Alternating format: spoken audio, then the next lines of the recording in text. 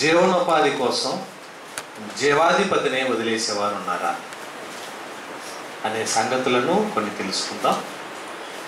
భక్తి కోసం భక్తినే వదిలేవారు ఉన్నారా? మంచిది. మరి ప్రియమైన దేవుని వల్ల చక్కని మాటలు దేవుని గ్రంథంలో దేవుడు మన కొరకు రాయించాడు. ప్రతి మాట మనం వినాలని, ప్రతి మాట మనం తెలుసుకోవాలని. ఒకప్పుడు దేవుని నమ్మనంత వరకు మనకు సువార్త తెలుసుకున్నాం. దేవుని నమ్మనంతసేపు ఏం తెలుసుకున్నాం? సువార్త తెలుసుకున్నాం. నమ్మిన తర్వాత ఏం చేయాలి? బోధ తెలుసుకోవాలి. సువార్త వేరు, బోధ వేరు. సువార్త అనేది నమ్మని వ్యక్తిని ప్రభువునందు నడిపించటానికి చెప్పబడే మాటలు సువార్త అయితే, నమ్మిన వ్యక్తిని బలపరచటం కోసం చెప్పేదే బోధ అన్నాడు బైబిల్.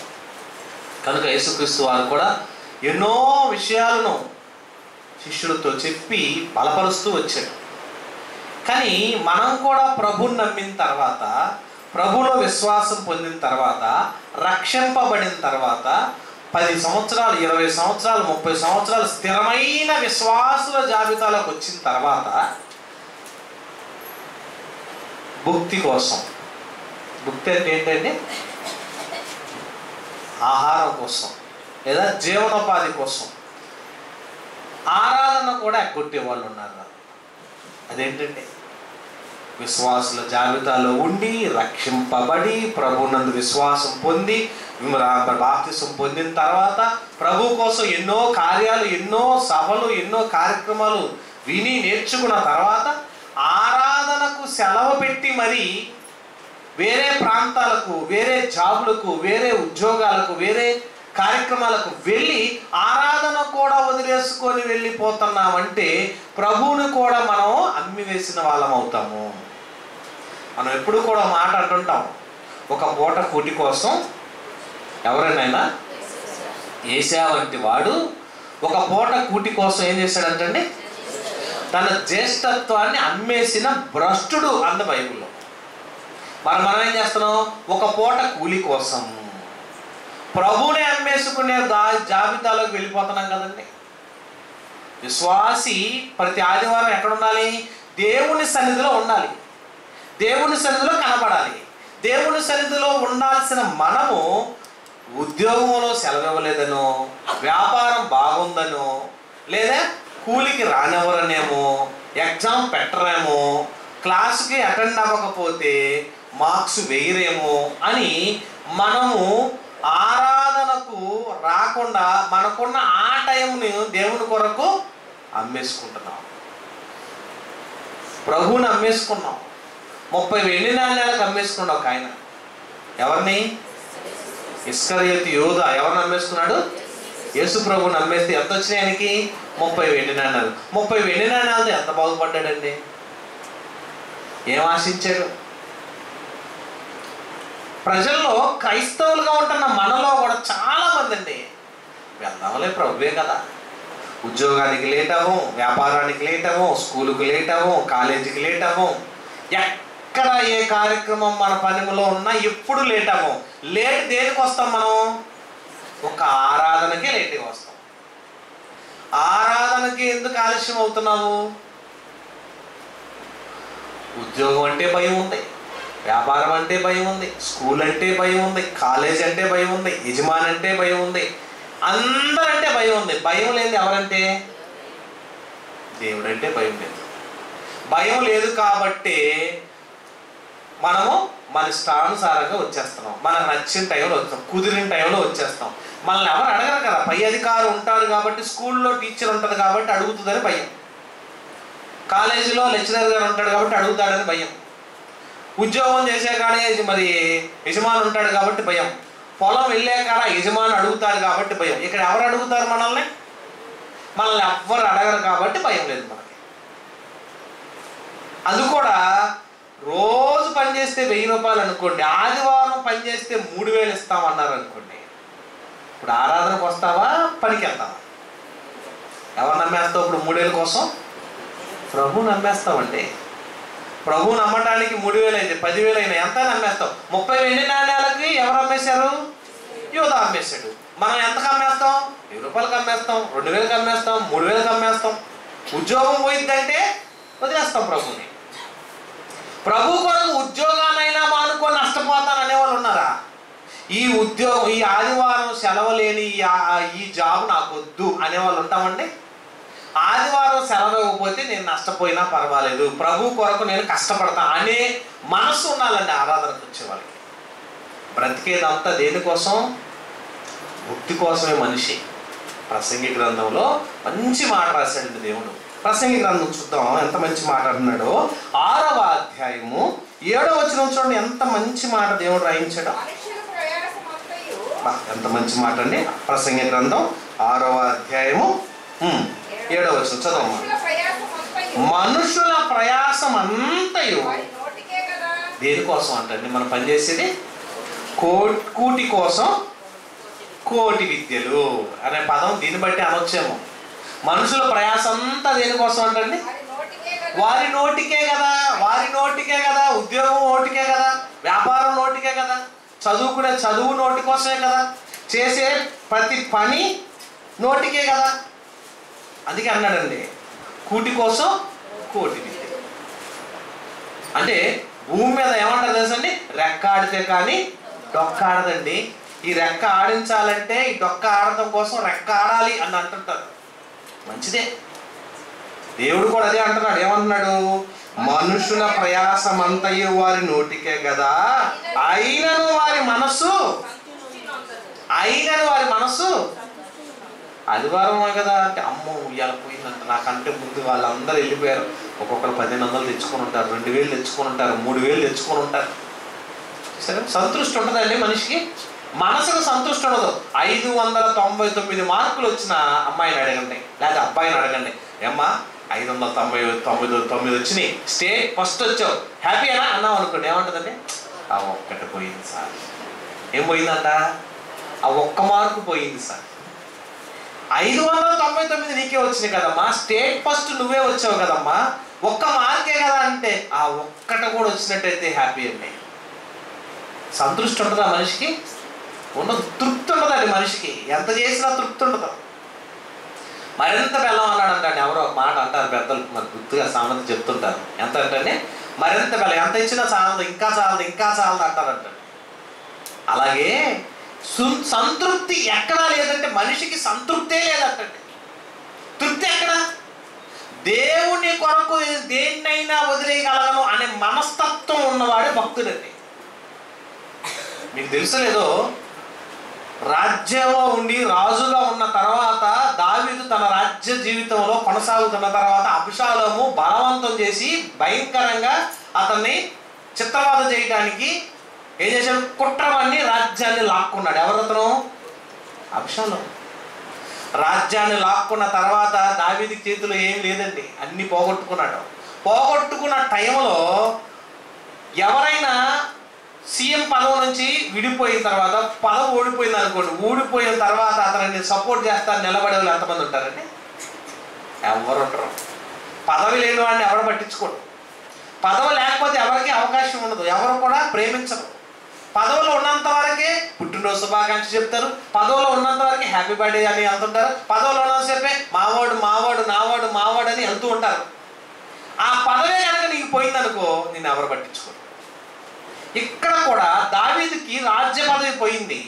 ఆ సమయంలో తను వెన్నంటి ఉన్న వాళ్ళు ఎంతమంది ఉన్నారో చూడండి. ఎందుకంటే మనిషి కష్టం వస్తే నిలబడే మనస్సు లేదు. ప్రతి మనిషికి బాధ కలిగితే దేవుళ్ళో ఉండని పరిస్థితి. దేవుణ్ణి నమ్మిన తర్వాత నష్టపోయాడు అనుకోండి, దేవుణ్ణి నమ్మిన తర్వాత కష్టాలు వచ్చినాయి అనుకోండి, దేవుణ్ణి నమ్మిన తర్వాత శ్రమలే వచ్చినాయి అనుకోండి, దేవుళ్ళు ఉన్నాక బాధలే వచ్చినాయి అనుకోండి, మనం ఏం చేస్తాం తెలుసా? అవసరమైతే దేవుణ్ణైనా వదిలేస్తామని మనస్తత్వానికి వెళ్ళిపోతామండి. దేవుణ్ణైనా వదిలేయడానికి వెళ్ళిపోతామా? వదిలిపోతాం.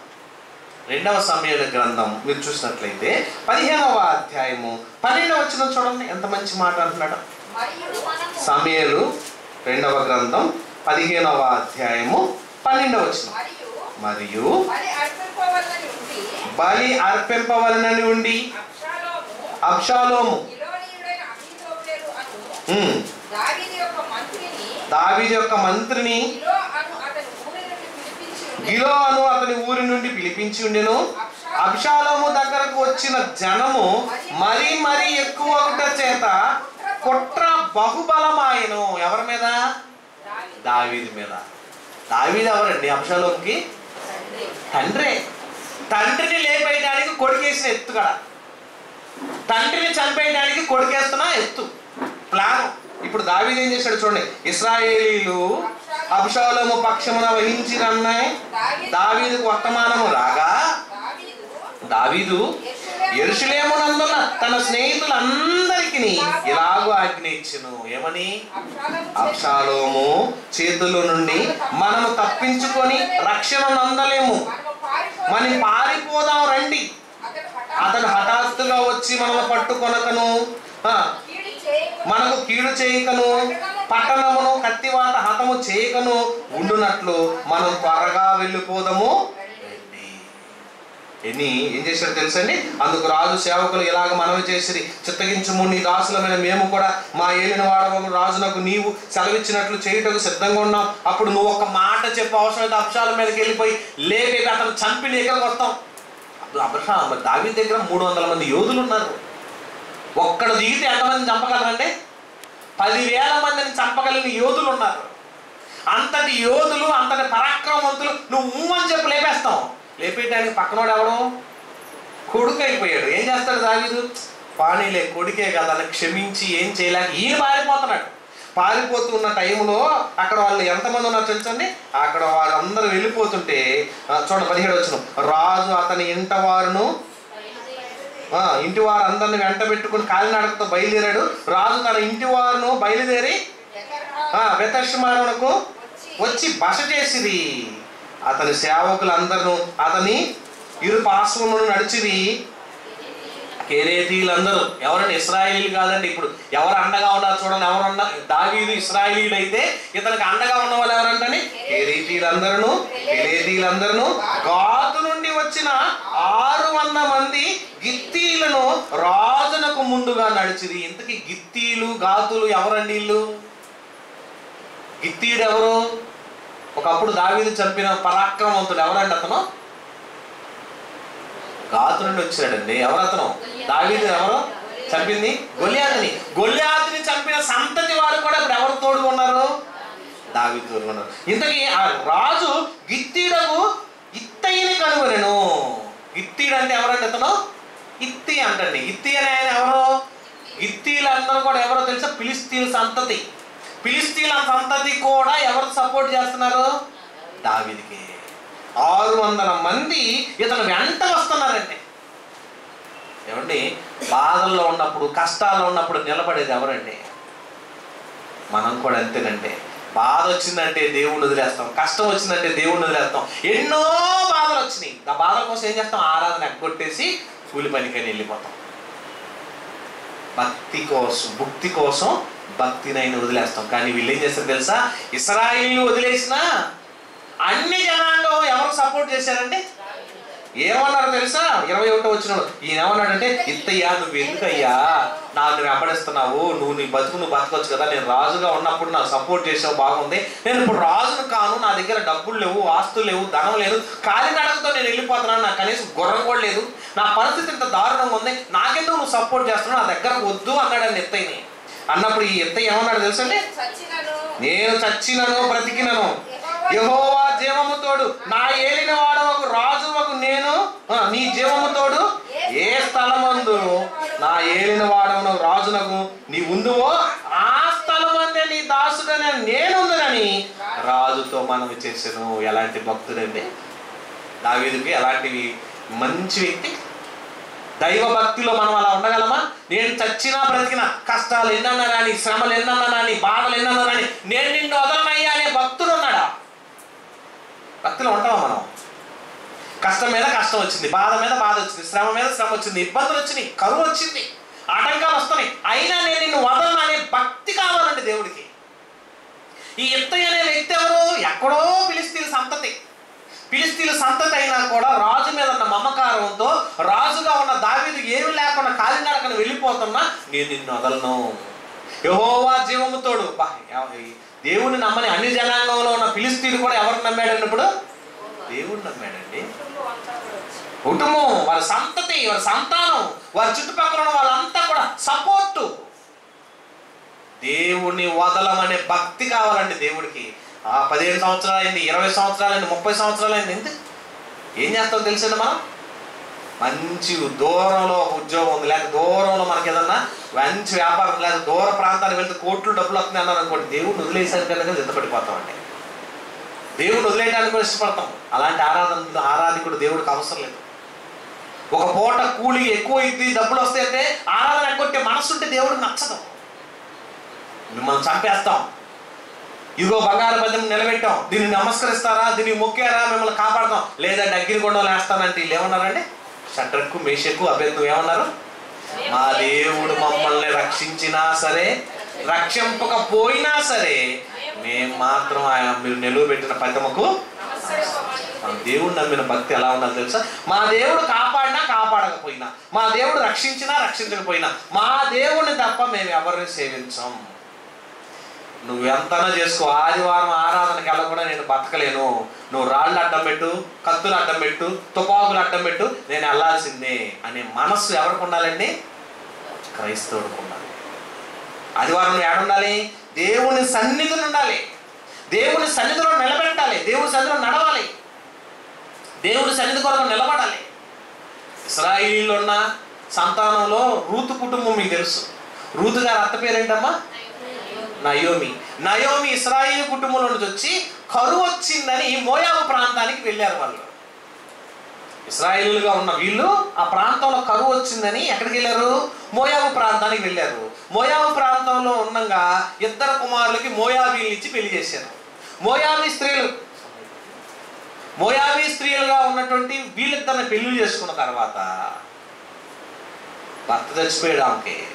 వీళ్ళిద్దరూ 10 సంవత్సరాలు కాపురం చేసిన తర్వాత 2 కుమారులు చచ్చిపోయారు, పిల్లలు పుట్టలేదు. ఇప్పుడు ఇక ఎంత బాధ అయిందంటే, ఇంట పురుషుడు అనేవాడే లేడు,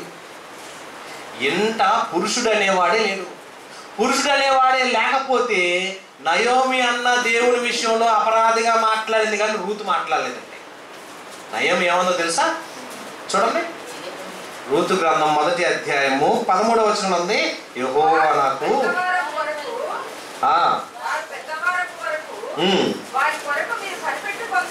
13వ వచనం అమ్మ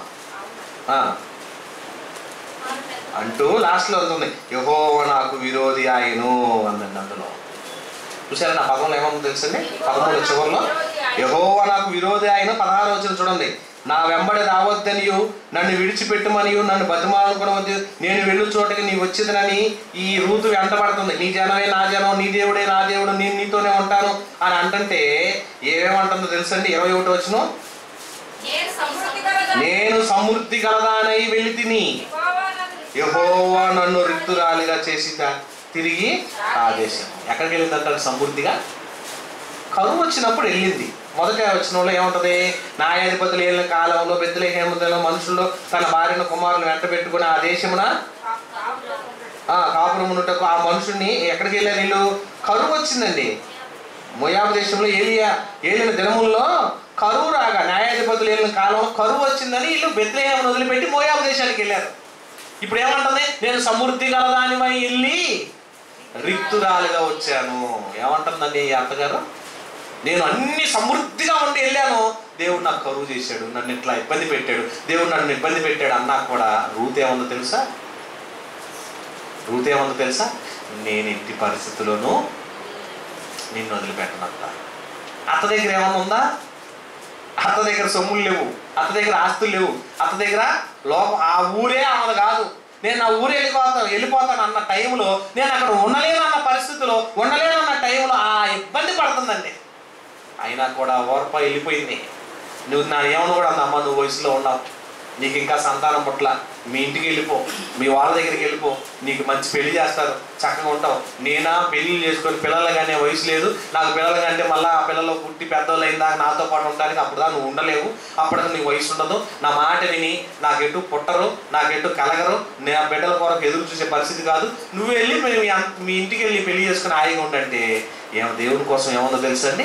నీ జనమే నీ దేవుడే నా దేవుడు. అంటే ఒక భక్తురాలు భక్తిలో ఎలా ఉండాలి తెలుసా? దేవుణ్ణి వెంట పట్టుకున్నప్పుడు భక్తిలో నష్టం వచ్చినా, కష్టం వచ్చినా, శ్రమ వచ్చినా, నింద వచ్చినా, అవమానం వచ్చినా, నేను నా భక్తుడైన నా దేవుని తప్పని ఎవరిని సేవించను, నిలబడాలి. యోసేపు పరిస్థితి అదే కదండి. బాల్యం నుంచి దేవుళ్ళు నిలబడ్డాడు. ఎన్ని అనుభవించాడండి. ఎన్ని అనుభవించినా ఎవరు వదిలిపెట్టలేదు? దేవుణ్ణి వదల్లా. అన్నలే కొట్టారు, అమ్మేశారు, దేవుణ్ణి వదల్లా. పరాయి దేశాన్ని పంపించారు, దేవుణ్ణి వదల్లా. బానిసగా బ్రతికాడు, దేవుణ్ణి వదల్లా. చివరికి అతను తీసుకెళ్లి చెరసాలలో వేశారు, దేవుణ్ణి వదల్లా. దేవుణ్ణి వదలని పట్టుకొని పీడించుకున్నాడు. అని దేవుడు ఉన్నత స్థితికి తీసుకెళ్ళాడు. మనకు కష్టం వచ్చింది, శ్రమ వచ్చింది, నింద వచ్చింది, బాధల మీద బాధలు నాకే వస్తున్నాయి, నీకే వస్తున్నాయి, ఉండు.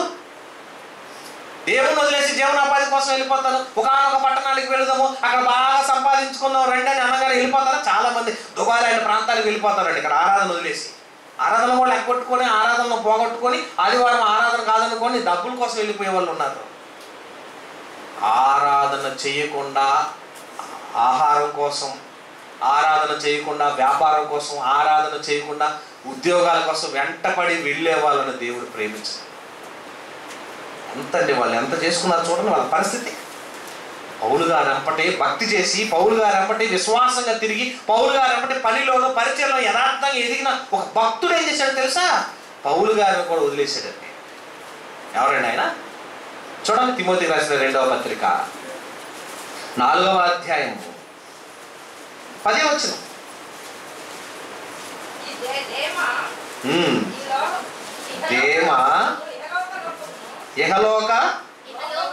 ఇహలోకమును స్నేహించి నన్ను విడిచి దశలోనికి వెళ్ళాను. ఎవరండి ఇతను? దేమ అనే వ్యక్తి పౌలుతో పరిచర్యకి వెళ్ళాడు, పరిచర్యలో ఉన్నాడు, పరిచర్యలో చేశాడు, ఎంతో కాలం సువార్త పరిచర్యలో ఉన్నాడు. అటువంటి ఈ దేమ అనే వ్యక్తి లోకాన్ని స్నేహించి, లోకంలో ఉన్న వాటి మీద ఆశించి, ధనం కోసం, ఆస్తుల కోసం, సంపాదన కోసం ఏం చేశాడండి? దేవుణ్ణి వదిలేశాడు. చాలా మంది విశ్వాసులు ఉండటం గొప్ప కాదు, కానీ నీ విశ్వాస జీవితాన్ని కడసారి వరకు కాపాడుకోవడం గొప్ప. ఆదివారం యొక్క ప్రాముఖ్యత తెలియక చాలా మంది యోధా అమ్మేశాడు 30,000 కాదు, 600 కోసమో, 300 కోసమో, 500 కోసమో, 1000 రూపాయల కోసమో ఆరాధన కొట్టి వెళ్ళిపోయావంటే నువ్వు ఆయన అమ్మేసుకుంటున్నావు అని అర్థం. ఎంత ప్రాముఖ్యమైనదండి దేవుని ఆరాధన అంటే. దేవుని సందులో గడపడం అంటే ఎంత విలువైందో తెలుసా? దేవుని కొరకు బతకడం అంటే ఎంత ప్రాముఖ్యమైనదో తెలుసా? దేవుడి కంటే ఎక్కువైంది ఈ భూమి మీద నాకు ఏది లేదనుకోవాలంటే. కొంతమంది ఉంటారు, ఎలా ఉంటారో తెలుసండి, వాళ్ళు మారరు, మాలే వాళ్ళు ఎవరు మారనివ్వరు. దానికి ఉదాహరణ వాళ్ళని ఏమంటారు తెలుసండి? మర్రి చెట్టు ఎలా అంటారంటే, మర్రి చెట్టు ఎలా ఉంటుందండి? దాని కింద ఏ చెట్టు బతకనివ్వదు, దాని నీడలో ఏ చెట్టు బతకదో దాన్ని ఎదగనివ్వదు. మరి క్రైస్తవుడుగా నువ్వు ఏ చెట్టులాగా ఉండాలి? ఏ చెట్టులాగా ఉండాలి? మనం అరటి చెట్టులాగా ఉండాలి. అరటి చెట్టు నీడని ఎవరైనా బతుకుతారా? అరటి చెట్టు నీడ తక్కువ, దానికి ఏం చేసి తెలుసా? ఆ అరటి చెట్టు ఏం చేసి తెలుసా? అనేక పిలకలను పుట్టించింది. అదే చేసిందా? అది ఒక్కటే బతకదు, అనేక మందిని పుట్టించింది. పాప ఇప్పుడు వాక్యం చెప్పింది, చెప్పాలని అవకాశం ఇచ్చాం, చక్కగా మాటలు మీకు కూడా అవకాశం కల్పిస్తాం. ఎందుకు తెలుసా? మీరు అందరూ పుట్టాలి, మీరు అందరూ పెరగాలి. చుట్టుపక్కల ఊళ్ళు చూడండి, మీరు బైబిల్ మీ దగ్గర ఉన్న ఫోన్ ఓపెన్ చేసేసి, మ్యాప్ ఓపెన్ చేసేసి, ఈ చుట్టుపక్కల ఎన్ని మండలాలు ఉన్నాయి, ఎన్ని ఊర్లు ఉన్నాయి ఒకసారి ఓపెన్ చేయండి. ఎన్ని ఊర్లు ఉంటాయో ఆ ఊళ్ళల్లో ఎక్కడ వాక్యం ఉంటాయి. నిన్నటి దిన పెదనందిపాడు ప్రాంతానికి వెళ్ళాం, ఆ చుట్టుపక్కల ఊళ్ళన్నీ చూస్తుంటే ఎన్ని ఖాళీలు ఉన్నాయి. ఎవరు వెళ్తున్నారు మనోళ్ళు? వాక్యం నేర్చుకుని ఎక్కడెక్కడ ఉందాం కాదండి. ఒక్కొక్క ఊరు మీరు పిల్లకల్లాగా పెరగాలి, మొలవాలి, వెళ్ళాలి, చెప్పాలి. అందుకే కదా నేర్పిస్తుంది, అందుకే కదా మీకు తరిపిస్తుంది, అందుకే కదా మీకు వాక్యాలు బోధిస్తుంది, అందుకే కదా మీకు ట్రైనింగ్ ఇస్తుంది. ఒక అరటి చెట్టులాగా ప్రతి క్రైస్తవుడు ఉంటే, అనేక పిలకలుగా మీరు అందరూ మొలుస్తుంటే, అనేక ప్రాంతాలు వెళ్తుంటే, సువార్త ప్రకటిస్తుంటే ఎంత బాగుంటుందండి. హృదయం తరుక్కుపోతుంది కొన్ని ప్రాంతాలు చూస్తున్నప్పుడు, ఇక్కడ ఎవరు లేరా, ఇక్కడ ఎవరు లేరా అని. నిజంగా వెళ్ళాలి, వెళ్ళి అనేక ప్రాంతాల్లో మనం పుట్టగొడుగులాగా వ్యాపించాలి, అనేక ప్రాంతాలకు వెళ్ళాలని. దేవుడు కూడా ఏమన్నారు తెలుసండి? మీరు విస్తరించాలని ఆయన కోరుకునంటే లోకంలో స్నేహం కోసం, లోకంలో అవసరాల కోసం, లోకంలో ముక్తి కోసం, దేవుని వాక్యాన్ని జీవనోపాధి కోసం దేవుడినే వదిలేసుకునే పరిస్థితి వస్తే ఎంత భయంకరం అండి. కనుక ప్రియమైన దేవుని వల్ల దేవుని పరిచర్యలో పనిలో ముందుకు సాగాలని దేవుడు కోరుకుంటున్నాడు మనల్ని. లోక స్నేహాన్ని కోరి ముక్తి కోసం భక్తిగా బతకలేకపోతే ఎంత వేస్ట్ అండి. అలా భక్తి కోసం కాక భక్తి కోసం లేక భక్తి కోసం ప్రయాణం వెళ్ళిపోయిన రెండవ కుమారుడు, చిన్న కుమారుడు ఏం చేశాడో తెలుసండి? తన తప్పు తాను తెలుసుకొని తిరిగి దేవుని సన్నిధికి వచ్చి, నేను పాపం చేసింది నీ యొద్దే ఉంది, ఎక్కడా ఏమీ లేదని దేవుని సన్నిధికి వచ్చి ప్రాధేయపడ్డాడండి. ఆదివారం యొక్క ప్రాముఖ్యత ఎరగక చాలా మంది దేవుణ్ణి వదిలేసుకుంటున్నారు. ఆదివారం యొక్క ప్రాముఖ్యత ఎరగక చాలా మంది ఉద్యోగాన్ని వదలలేక, వ్యాపారాన్ని వదలలేక, జీవనోపాధిగా ఉన్నటువంటి జాబును వదిలేసుకోలేకపోతున్నారు. దేవుని కొరకు నష్టపరుచుకున్నవాడు పౌలు గారు ఏమన్నాడు తెలుసండి? తన జీవితాన్ని అంతా కూడా, తనకున్న సంపదను అంతా దేనితో ఎంచుకున్నాడు? పెంటతో సమానంగా ఎంచుకున్నాడు. అది పనికిరండి అని. మనమైతే వదిలిపోము, మనం దాన్ని రాసుకుంటాం, పూసుకుంటాం, నాకు గొప్ప అదే అనుకుంటున్నాం. జీవనోపాధిగా ఉండాల్సిన మనం భక్తి కోసం భక్తిని వదిలిపెట్టుకుంటే, ఏశావు లాంటి భ్రష్టుడు, ఏశావే భ్రష్టుడు అనుకున్నట్టే దేవుణ్ణి వదిలేసుకొని నువ్వు వెళ్ళిపోతున్నావు అంటే నువ్వు భ్రష్టుడివి కాదు. ఆలోచించు, ఒక నిర్ణయం తీసుకోండి. సమయం లేదు, మిగతా భాగాలు కొన్ని విషయాలు మరింత సమయంలో తెలుసుకుందాం. కళ్ళు మూసుకోండి, ప్రార్థన చేసుకుందాం. మహోన్నతుడి గొప్ప దేవ, మీకు వందనాలు. మమ్మల్ని ప్రేమించారు. పెద్దబడిన మాటలు అపవాదు ఎత్తుకొని పోకుండా మా హృదయం అనే పలకల మీద రాయబడి నూరింతలుగా ఆశీర్వదించబడాలని సహాయం చేయండి. భక్తి కోసం భక్తిని వదిలిపెట్టే వారు కాదు కాక, ఇదిగో తండ్రి నీకు బలమైన కార్యాలు జరిగించే వారుగా, ఇదిగో తండ్రి ఒక మర్రి చెట్టు లాంటి జీవితం మాది కాదు కానీ ఒక అరటి చెట్టులాగా అనేక మంది సంతతిని నీ కొరకు పెంచేవారుగా తయారు చేసి తండ్రి నీ పరిచర్యలో పనిలో ముందుకు సాగింపజేసే శక్తిని మాకు దయచేయండి. ఇదిగో దేవా, ఎన్ని కష్టాలు వచ్చినా దావీదు గారిని జనులు వదలక ప్రేమించారు తండ్రి. ఎంత కష్టం వచ్చినా నయోమిని వదలక రూతు నిలబడింది, క్రీస్తు సంతతికి నాంది అయింది తండ్రి. యోసేపు ఎన్ని ఇబ్బందులు వచ్చినా, కష్టం వచ్చినా నిన్ను వదలక విడవక బలమైన కార్యాల గురించి యోధులుగా తయారు చేసావు తండ్రి. కష్టాలు ఉన్నాయి, శ్రమలు ఉన్నాయి, అవమానాలు ఉన్నాయి, నిందలు ఉన్నాయని, మా భక్తి జీవితంలో ఎన్నో వచ్చినాయని మేము తండ్రి కృషించిపోక, కృంగిపోక మిమ్మల్ని పట్టుకొని నిలబడగలిగే ధైర్యాన్ని, శక్తిని మాకు దయచేయమని, బలమైన కార్యాలు జరిగించి యోధులుగా మమ్మల్ని తయారు చేయమని, ఇంకా నువ్వు మాట్లాడాల్సిన కుమారుడు ద్వారా మరిన్ని సంగతులు మాకు తెలియజేయమని క్రీస్తు నామములో ప్రార్థిస్తూ పెట్టుకుంటున్నాము తండ్రి.